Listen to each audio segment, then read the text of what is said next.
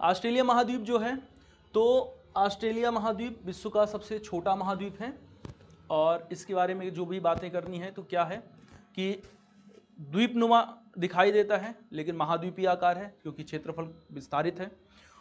तो ऑस्ट्रेलिया महाद्वीप की अगर हम बात करें तो सबसे पहले देखते हैं इसके चारों ओर एक चक्कर लगाते हैं और चक्कर लगाने के क्रम में क्या देखेंगे तो टॉरस स्ट्रेट है, एक दो स्ट्रेट्स हैं इंपॉर्टेंट, केप यार्क पेनिनसुला है और इस केप यार्क पेनिनसुला के पास में टॉरस स्ट्रेट है इस स्थान पर। तो ये टॉरस स्ट्रेट का पार्ट है, यहाँ पर टॉरस स्ट्रेट है, क्या है यहाँ पर तो टॉरस स्ट्रेट है, ठीक है। ये टॉरस स्ट्रेट क्या कर रही है तो टॉरस स्ट्रेट न्यू गिनी को, इसके नॉर्दर्न एरिया में है न्यू गिनी, तो न्यू गिनी को ऑस्ट्रेलिया के केप यार्क प्रायद्वीप से अलग करती है। ये जो क्षेत्र है इस क्षेत्र का नाम है केप यार्क पेनिनसुला। क्या नाम है तो केप यार्क प्रायद्वीप। तो केप यार्क प्रायद्वीप से अलग करती है क्या टॉरस स्ट्रेट। तो दो स्ट्रेट यहां पर इंपॉर्टेंट हैं, एक टॉरस स्ट्रेट और एक है बास स्ट्रेट, बास जल संधि। तो टॉरस स्ट्रेट के बारे में बात हो गई। यहां पर एक जल संधि है, इस जल संधि का नाम है बास स्ट्रेट और ये जो बास स्ट्रेट है ये क्या कर रही है तो तस्मानिया को, ये तस्मानिया है और ये तस्मानिया को ऑस्ट्रेलिया से अलग करती है, मेलबर्न का जो रीजन है इससे अलग करती है। विक्टोरिया टेरिटरी है तो विक्टोरिया से अलग करती है, तो तस्मानिया को विक्टोरिया से अलग करने का काम करती है। अगर ऑस्ट्रेलिया की में बात करें तो विक्टोरिया है, विक्टोरिया क्षेत्र की राजधानी है मेलबर्न। इसके बाद है New South Wales, New South Wales है, न्यू साउथ वेल्स की राजधानी कैनबरा है। न्यू साउथ वेल्स के बाद है एक क्षेत्र है न्यू साउथ वेल्स, उसके बाद दूसरा क्वींसलैंड है, Victoria, New South Wales, New South Wales में है ब्रिस्बेन, न्यू साउथ वेल्स में कैनबरा, उसके बाद है क्वींसलैंड, क्वींसलैंड में है ब्रिस्बेन। इसके साथ साथ अगर बात करें नॉर्दर्न टेरिटरी की तो नॉर्दर्न टेरिटरी में क्या है तो डार्विन यहाँ का क्षेत्र है इंपॉर्टेंट। साउथ ऑस्ट्रेलिया की अगर बात की जाए तो साउथ ऑस्ट्रेलिया में है एडिलेड और इसी प्रकार से वेस्टर्न ऑस्ट्रेलिया जो है, वेस्टर्न ऑस्ट्रेलिया में पर्थ और फ्री माउंट, वहां पर एक बंदरगाह है उसी से सटा हुआ, अभी बात करते हैं, ठीक है। इस तरह से वर्गीकृत किया गया है। हम लोग बात करते हैं सीधे भौगोलिक विशेषताओं के आधार पर ऑस्ट्रेलिया कॉन्टिनेंट का डिवीजन करते हैं।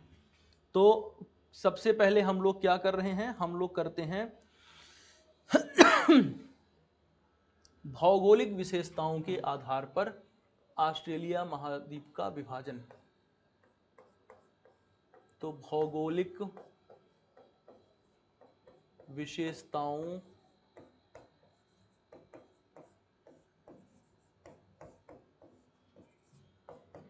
के आधार पर, भौगोलिक विशेषताओं के आधार पर ऑस्ट्रेलिया महाद्वीप का विभाजन करते हैं भौगोलिक विशेषताओं के आधार पर। सबसे पहला जो क्षेत्र है ये है पश्चिम का पठारी क्षेत्र। तो भौगोलिक विशेषताओं के आधार पर विभाजन करने के क्रम में जो सबसे पहला क्षेत्र हमें मिलता है इसे कहा जाता है पश्चिम का पठारी क्षेत्र। तो एक क्षेत्र है, हम कहते हैं इसे पश्चिम का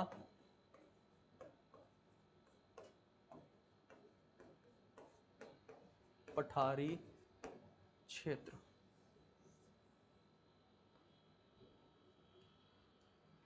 पश्चिम का पठारी क्षेत्र।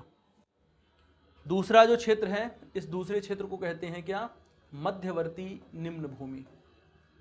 तो ये है मध्यवर्ती निम्न भूमि। और तीसरा जो क्षेत्र है इस क्षेत्र को कहते हैं पूर्वी पर्वतीय क्षेत्र। तो पूर्वी पर्वतीय क्षेत्र, पूर्वी पर्वतीय क्षेत्र इस रूप में विस्तारित किया गया है। अब सब एक एक करके डिस्कशन करते हैं तीनों क्षेत्रों की। जो पहला क्षेत्र है जिसे हम कह रहे हैं पश्चिम का पठारी क्षेत्र, ये कैसा क्षेत्र है?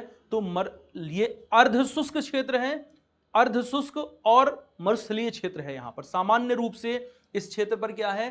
तो अगर सामान्य रूप से बात की जाए तो ये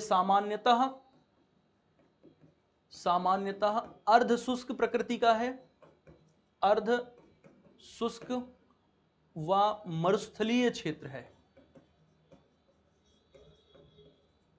सामान्यतः यह अर्धशुष्क क्षेत्र है और मरुस्थलीय क्षेत्र है। इस स्थान पर अधिकांशतः कटीली वनस्पतियों का विकास हुआ है। तो यहां पर अधिकांशतः बात की जाए अगर, तो इस क्षेत्र में अधिकांशतः कटीली वनस्पतियों का विकास है। कटीली वनस्पति प्रदेश है यह क्षेत्र। कैसा क्षेत्र है? तो पश्चिम का क्षेत्र है, कटीला वनस्पति प्रदेश का एरिया है। इस स्थान पर दो पर्वत इंपॉर्टेंट हैं। एक का नाम है डार्लिंग रेंज। तो यहां पर क्या है? इस पश्चिमी जो क्षेत्र है, इस पश्चिमी पठारी क्षेत्र की बात अगर हम करें तो यहां पर डार्लिंग और विक्टोरिया श्रेणी, तो दो पर्वत श्रेणियां इस क्षेत्र पर महत्वपूर्ण है। पश्चिमी पठारी क्षेत्र में, पश्चिमी पठारी क्षेत्र की हम बात कर रहे हैं, तो पश्चिमी पठारी क्षेत्र में एक पर्वत श्रेणी है डार्लिंग श्रेणी,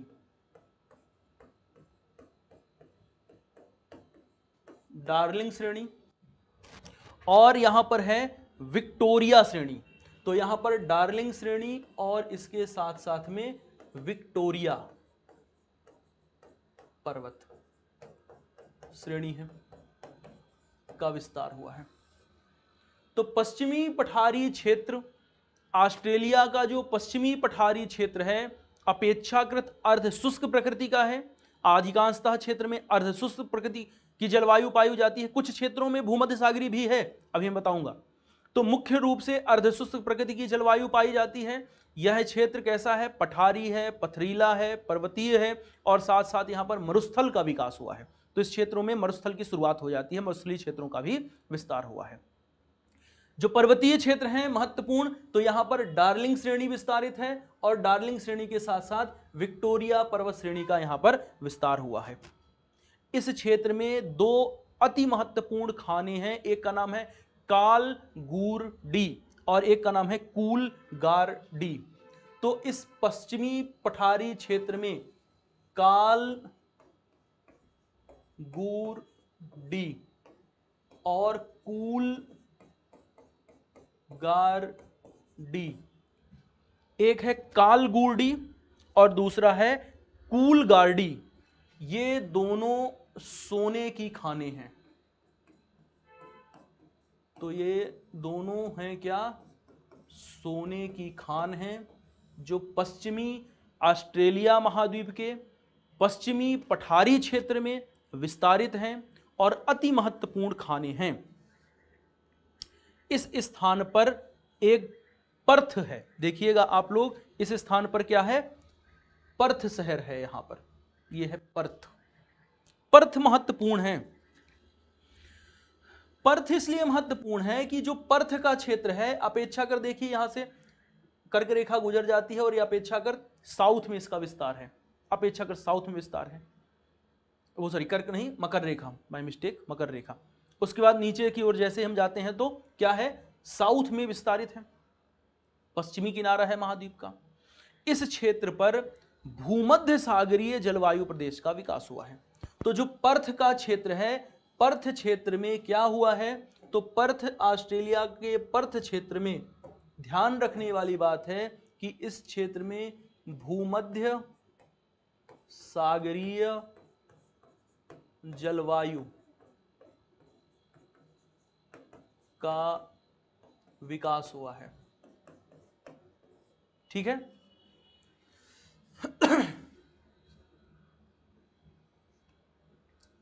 भूमध्य सागरीय जलवायु का विकास हुआ है।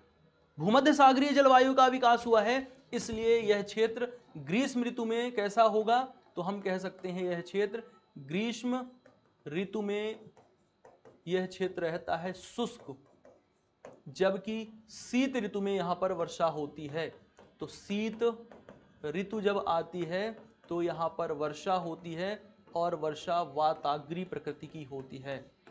तो शीत ऋतु के समय इस स्थान पर पर्थ के इस आसपास का जो क्षेत्र है यहाँ पर वर्षा होती है। पर्थ एक बड़ा शहर है, पर्थ से संलग्न एक शहर है जो सन्न नगर का उदाहरण है, इसका नाम है फ्रीमाउंटल। यह है फ्रीमाउंटल। फ्रीमाउंटल जो है तो वेस्टर्न ऑस्ट्रेलिया का एक अत्यंत महत्वपूर्ण बंदरगाह है। तो ये फ्रीमाउंटल जो है, फ्रीमाउंटल क्या है, तो हम कह सकते हैं ये है बंदरगाह है। फ्रीमाउंटल इस एरिया में बंदरगाह शहर है या बंदरगाह है। ठीक है, अब बात करते हैं हम लोग जो भौगोलिक रूप से हमने विभाजन किया है, तो भौगोलिक रूप से विभाजन में दूसरे स्थान की ओर चलते हैं, तो पूरब की ओर बढ़ते हैं। तो पूरब की ओर बढ़ने के क्रम में अगर हम एक क्षेत्र की चर्चा करें, तो पूरब की ओर जब बढ़ते हैं तो यहां पर हमें मिलता है ग्रेट डिवाइडिंग रेंज। ये है ग्रेट डिवाइडिंग रेंज। और इधर तो हमने डिस्कस कर ही लिया है कि इस स्थान पर क्या है, तो यहां पर पर्वतीय क्षेत्र है, पठारी क्षेत्र है, विस्तारित है। इसके बाद ये मध्य का जितना भी पूरा क्षेत्र आता है, इस पूरे के पूरे मध्य के क्षेत्र को कहा जाता है मध्यवर्ती निम्न भूमि। तो अगर मध्यवर्ती निम्न भूमि की बात की जाए, मध्यवर्ती निम्न भूमि की बात की जाए, तो मध्यवर्ती निम्न भूमि का विस्तार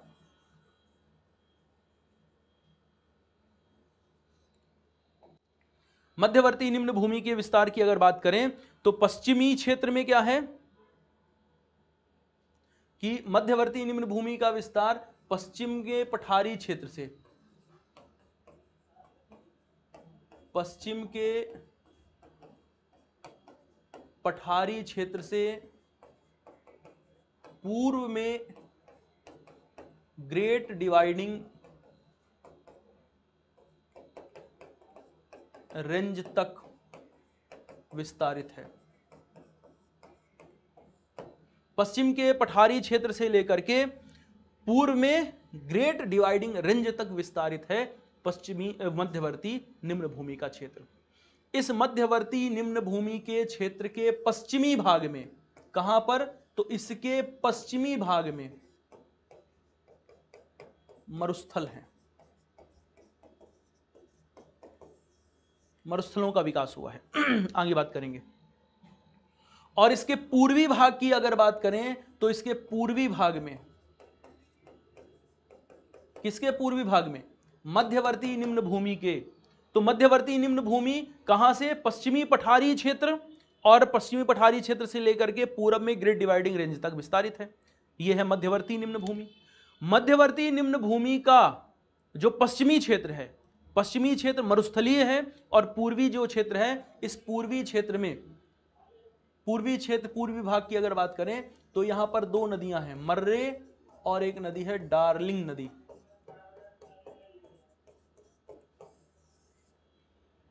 मर्रे और डार्लिंग नदियां, ये ऑस्ट्रेलिया महाद्वीप की अत्यंत महत्वपूर्ण नदियां हैं। दोनों नदियां देख सकते हैं ग्रेट डिवाइडिंग रेंज से निकलती हैं, मर्रे और डार्लिंग नदियां, इनका उद्गम ग्रेट डिवाइडिंग रेंज से होता है।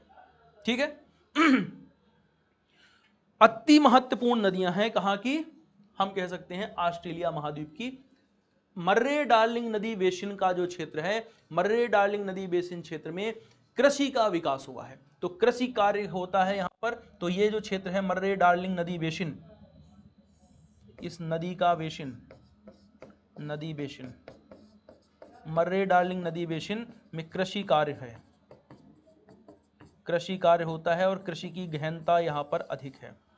तो ऑस्ट्रेलिया में मर्रे डार्लिंग नदी का बेसिन क्षेत्र कृषि गहनता वाला क्षेत्र है, कृषि की गहनता वाला प्रदेश है। अब हम लोग बात करते हैं पूर्वी क्षेत्र की, जो तीसरा जो क्षेत्र है, और पूर्वी क्षेत्र की बात की जाए तो पूर्वी क्षेत्र में है पूर्वी पर्वतीय क्षेत्र, और इस पूर्वी पर्वतीय क्षेत्र का संबंध किससे है? तो पूर्वी पर्वतीय क्षेत्र संबंधित है ग्रेट डिवाइडिंग रेंज से। ग्रेट डिवाइडिंग रेंज, पूर्वी पर्वतीय क्षेत्र संबंधित है ग्रेट डिवाइडिंग रेंज से। ग्रेट डिवाइडिंग रेंज को जरा सा देखते हैं तो आप देखिए केप यार्क प्रायद्वीप है, ये है केप यार्क पेनिनसुला। इस केप यार्क प्रायद्वीप से लेकर के ग्रेट डिवाइडिंग रेंज विस्तारित है और विक्टोरिया तक विस्तारित है। तो कहां से? केप यार्क प्रायद्वीप से लेकर के विक्टोरिया तक विस्तारित है यह Great Dividing Range. Cape York प्रायद्वीप से लेकर के विक्टोरिया तक विस्तारित है। इस ग्रेट डिवाइडिंग रेंज को ऑस्ट्रेलियन अल्प्स के नाम से जाना जाता है। तो इसे क्या कहते हैं? इसे कहा जाता है ऑस्ट्रेलियन अल्प्स। तो ग्रेट डिवाइडिंग रेंज को ही क्या कहते हैं? ऑस्ट्रेलियन अल्प्स कहते हैं। इस पर्वत की चोटी माउंट कोशयुस्कू है। क्या नाम है? माउंट कोशयुस्कू ये है। मैं नाम लिख देता हूं, यहां समझ नहीं आ रहा होगा। माउंट कोशयुस्कू है। ये जो माउंट कोशयुस्कू है ये क्या है? तो माउंट कोशयुस्कू ऑस्ट्रेलिया की सबसे ऊंची चोटी है। तो ऑस्ट्रेलिया महाद्वीप की सबसे ऊंची चोटी, ऑस्ट्रेलिया महाद्वीप की सबसे ऊंची चोटी है माउंट कोशयुस्कू, और माउंट कोशयुस्कू अवस्थित है इस ग्रेट डिवाइडिंग रेंज में। ग्रेट डिवाइडिंग रेंज का भाग है। अगर मैं आपसे बात करूं ग्रेट डिवाइडिंग रेंज पर्वत की, तो ग्रेट डिवाइडिंग रेंज पर्वत जो है, इस पर्वत का नॉर्दर्न एरिया, कौन सा क्षेत्र? उत्तरी क्षेत्र की अगर बात की जाए, केप यार्क प्रायद्वीप से लगा हुआ जो क्षेत्र है उत्तरी क्षेत्र,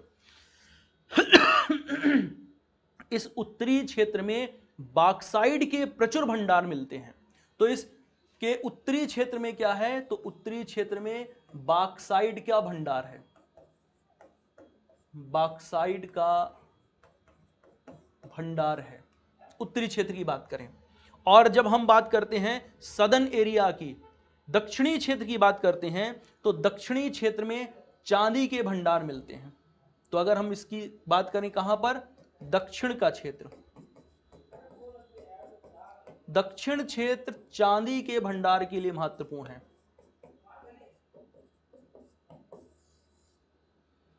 ठीक है। तो इस पर्वत का उत्तरी क्षेत्र कैसा है?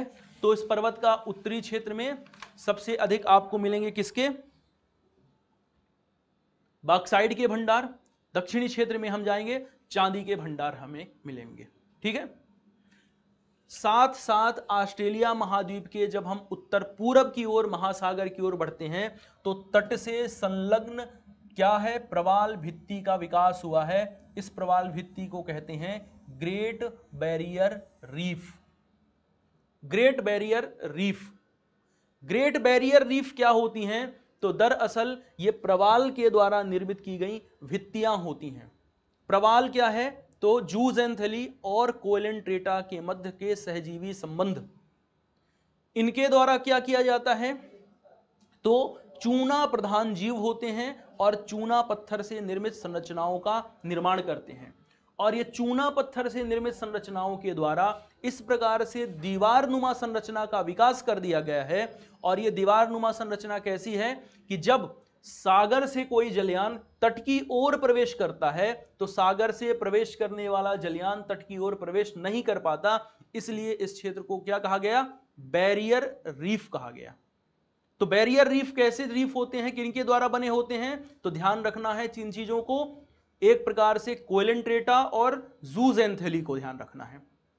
इन दोनों के मध्य के सहजीवी संबंध को ध्यान में रखना है। इन्वायरमेंट की क्लास में मैंने बताया हुआ है इसके बारे में। तो ग्रेट बैरियर रीफ है जो कि विश्व का सबसे बड़ा प्रवाल भित्ति क्षेत्र है। तो ग्रेट बैरियर रीफ, और ये कैसा है तो इसके बारे में ध्यान रखना, विश्व का सबसे बड़ा अवरोधक प्रवाल भित्ति है। अवरोधक प्रवाल भित्ति है। तो विश्व की सबसे बड़ी अवरोधक प्रवाल भित्ति है ग्रेट बैरियर रीफ। ठीक, चलिए, तो ऑस्ट्रेलिया महाद्वीप को हमने 3 भागों में वर्गीकृत कर लिया।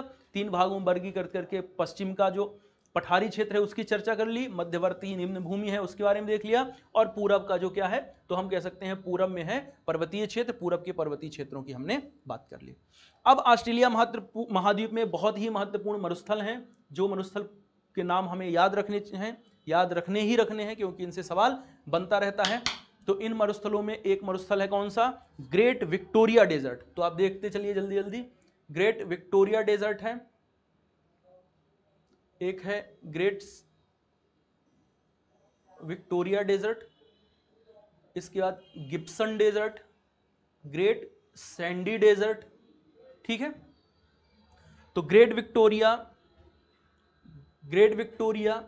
गिब्सन, ग्रेट सैंडी, इनके नाम लिख लीजिएगा सबके नाम। तो एक मरुस्थल है ग्रेट विक्टोरिया मरुस्थल, गिब्सन मरुस्थल और ग्रेट सैंडी मरुस्थल। फिर है तनामी डेजर्ट, यह भी ऑस्ट्रेलिया का एक अत्यंत महत्वपूर्ण मरुस्थल है, तो तनामी डेजर्ट। और एक है सिम्पसन डेजर्ट भी है, तो सिम्पसन डेजर्ट का भी नाम आपको ध्यान रखना है, सिम्पसन डेजर्ट ये है। ठीक, तो ये कुछ ऑस्ट्रेलिया के महत्वपूर्ण मरुस्थल हैं जिनके नाम आपको ध्यान में रखने हैं। कौन कौन से, तो Great Victoria, Gibson, Great Sandy, इसके बाद तनामी और सिम्पसन, ये हैं ऑस्ट्रेलिया महाद्वीप के महत्वपूर्ण मरुस्थल जिनके नाम आपको ध्यान रखने हैं। अब हम लोग बात करते हैं क्या कि ऑस्ट्रेलिया महाद्वीप में जो कोई अगर पवन चलती हैं तो उनके बारे में। तो यहां पर एक पवन को ध्यान रखना है केवल, ब्रिक फील्डर का नाम। किसका नाम ध्यान रखना है, आपको ध्यान रखना है ब्रिक फील्डर का नाम ध्यान रखना है, जो ऑस्ट्रेलिया महाद्वीप में चलने वाली एक प्रकार की गर्म पवन है। तो ब्रिक फील्डर ऑस्ट्रेलिया महाद्वीप में चलती है और एक प्रकार की गर्म पवन का उदाहरण है। ठीक है, तो इस प्रकार से जो मैपिंग वाला सेगमेंट था, मैपिंग वाले सेगमेंट में जो इंपॉर्टेंट बातें थी प्रीलिम्स के पॉइंट ऑफ व्यू से वो डिस्कस कर दी गई हैं। और मिलते हैं नेक्स्ट सेगमेंट में, तो उसमें आपसे इंडियन ज्योग्राफी या इंडियन मैपिंग के बारे में बात करेंगे, क्योंकि ज्योग्राफी इंडियन से रिलेटेड बातें हम लोग डिस्कस कर चुके हैं, मॉर्फोलॉजी, क्लाइमेट वगैरह। जो इंडिया में मैपिंग से रिलेटेड बातें हैं उसको डिस्कस कर लेंगे। धन्यवाद।